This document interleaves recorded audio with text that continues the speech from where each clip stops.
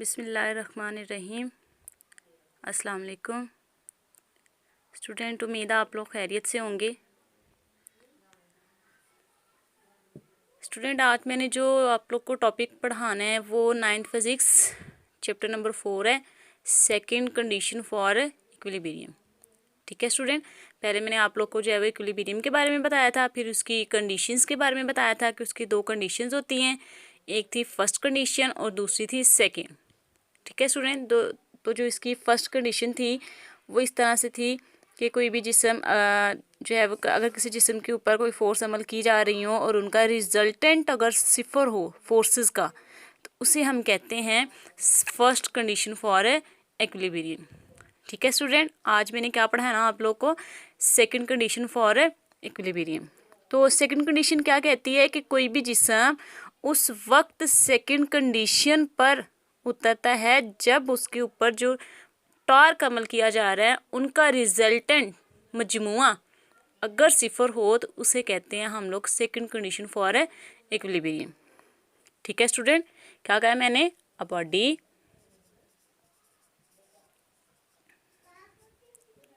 satisfies second condition for equilibrium when the resultant torque acting on it is 0।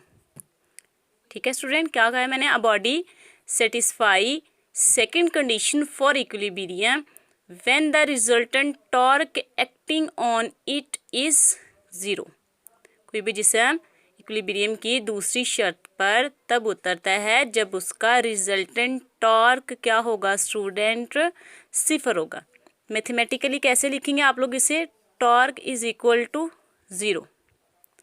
ठीक है student, उसके बाद इसकी एक्सप्लेनेशन है,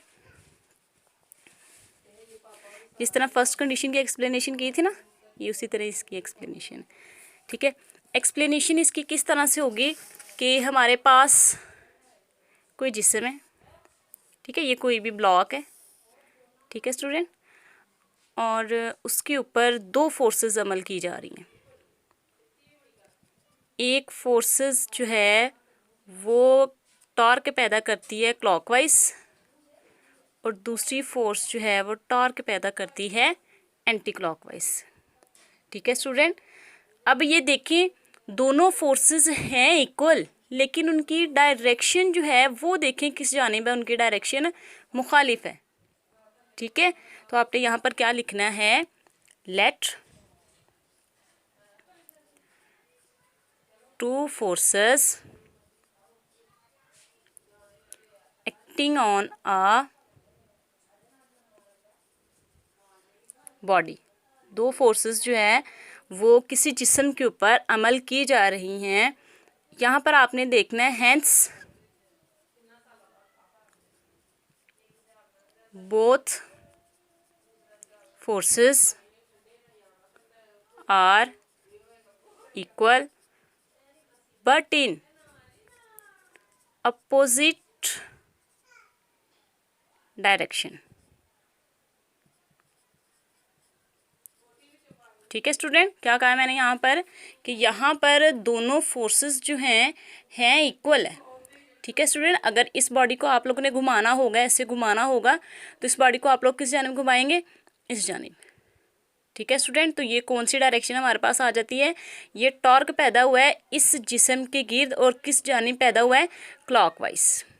ठीक है स्टूडेंट, अगर इसी का आप लोगों ने इससे घुमाना होगा तो आपने इसे कैसे घुमाना है, अब इसे तो आप लोग ऐसे नहीं घुमा सकते, जैसे ये वाला है तो आप लोग ने घुमाना होगा तो फिर ऐसे घुमाओगे तो ये आपके पास क्या आ जाएगा, क्लॉकवाइज। ठीक है स्टूडेंट, अगर आपने ये ऊपर वाला जिस्म नीचे लेके आना है तो आपने इसकी डायरेक्शन किस जानिब घुमानी है, ऐसे क्लॉकवाइज। ठीक है स्टूडेंट, अगर आपने ये नीचे वाला पॉइंट ऊपर लेके जाना है तो आपने इसे इस डायरेक्शन में नहीं घुमाना, क्योंकि वो तो अमल आपका ये ऊपर वाला हो रहा है। ठीक है, वो हमारा आपका कौन सा हो रहा है, ऊपर वाला हो रहा है। अगर आपने ये नीचे वाला पॉइंट ऊपर लेके जाना है तो आपने इसे किस जानिब डायरेक्शन देनी है, एंटी क्लॉकवाइज। ठीक है स्टूडेंट, किस जानिब देनी है, एंटी क्लॉकवाइज। तो हमें यहाँ पर पता चल रहा है कि जो F1 है वो टॉर्क की जानिब पैदा कर रही है क्लॉकवाइज मूवमेंट, और जो आपके पास F2 फोर्स है वो किस जानिब आपके पास जो है वो टॉर्क पैदा कर रही है, एंटी क्लॉकवाइज। ठीक है स्टूडेंट, फिर आपने आगे यहाँ पर मैंने बताया हुआ है कि दो फोर्सेस किसी जिस्म के ऊपर अमल की जा रही हैं, दोनों फोर्सेस इक्वल है बट क्या है वो अपोजिट डायरेक्शन में। ठीक है स्टूडेंट, वो दोनों हमारे पास किस जानिब है, वो अपोजिट डायरेक्शन में। अब हमने यहाँ पर देखा है कि लाइन ऑफ एक्शन,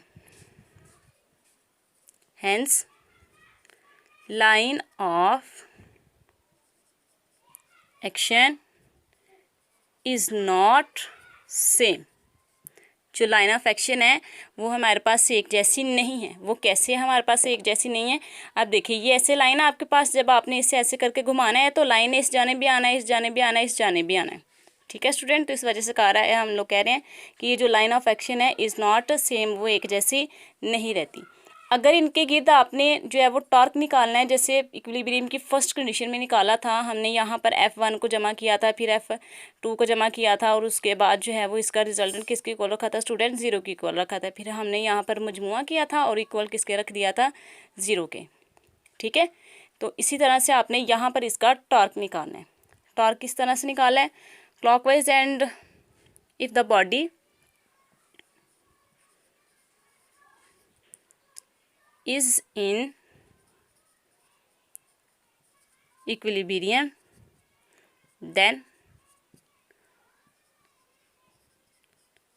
रिजल्टेंट, जो उसका रिजल्टेंट टॉर्क है, रिजल्टेंट टॉर्क लिखने के बजाय आप लोग यहाँ पर लिख लें then according to second condition for equilibrium. तो सेकंड कंडीशन फॉर इक्विलिब्रियम क्या कहती है कि जो आपके पास रिजल्टेंट टॉर्क जो है वो T1, ठीक है, टॉर्क पहला और दूसरा, इसका मजमुआ किसके इक्वल रखा हमने, 0 के इक्वल रखा।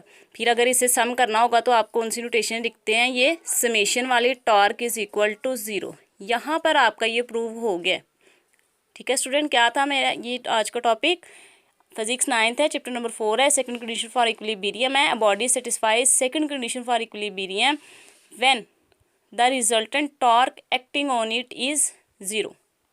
एक्सप्लेनेशन में मैंने क्या बताया आपके पास कि एक जिस्म है जिसके ऊपर दो फोर्सेस अमल की जा रही हैं, दोनों फोर्सेस हैं इक्वल लेकिन डायरेक्शन में क्या है, मुखालिफ है, और वो एक लाइन में अमल नहीं कर रही। ठीक है स्टूडेंट, इसमें आप लोग खुद से ऐड कर भी सकते हो, कोई इशू नहीं अगर ना भी लिखेंगे कि जो F1 है वो किस जानिब पर टॉर्क पैदा कर रही है, क्लॉकवाइज, और जो F2 है वो किस जानिब जो है टॉर्क पैदा कर रही है, anti clockwise. If the body is in equilibrium, अगर जिस्म इक्विलिब्रियम की हालत में होगा तो according to second condition for equilibrium, second condition क्या कहती है कि टॉर्क T1 और प्लस टॉर्क दूसरा जो है वो उनका सम करना इक्वल किसके रखना आपने, 0 के। फिर इन दोनों का समेशन करना है, जमा करना है, ये सिग्मा की अलामत है, इसे यूनानी लफ्ज़ से अखज़ किया गया है। ठीक है स्टूडेंट, ये मजमूए को ज़ाहिर करते हैं। और यहाँ पर हमने बता दिया कि कोई भी जिस्म जो है वो इक्विलिब्रियम की सेकंड कंडीशन को तभी फॉलो करेगा जब उसका रिजल्टेंट टॉर्क जो है वो किसकी इक्वल हो जाएगा, 0 के। ठीक है स्टूडेंट, उम्मीद है आप लोग को समझ आ गई होगी। दुआओं में मुझे याद रखिएगा। खुश रहें। अल्लाह हाफिज़।